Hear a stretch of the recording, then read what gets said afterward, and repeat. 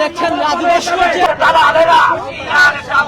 তলে তলে সাকিব খানের দুই কালে তার দুই কালে সম্পারেচার দুই কালে চঞ্চলের দুই কালে এই মুহূর্তে বাংলা ছাড় ভারতের তাবেদার এই মুহূর্তে বাংলা ছাড় কালচারাল ফাসিস্টেরা হুঁশিয়ার সাবধান কালচারাল ফাসিস্টেরা হুঁশিয়ার সাবধান শেখ হাসিনা আমাদের বাংলাদেশ থেকে পতন হয়েছে এই স্বৈরাচারের পিতা শেখ মুজিব যে ছিল স্বৈরাচারের মূল হোতা।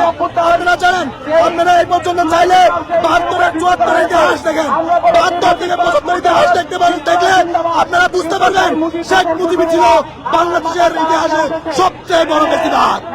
কেউ যদি ব্যক্তিবাদের নাম করেন, কেউ যদি বলে বাবা ভালো মেয়ে খারাপ, এটা হতে পারে না। মুজিবই শুরু করেছে আমাদের ব্যক্তিবাদের সূচনা।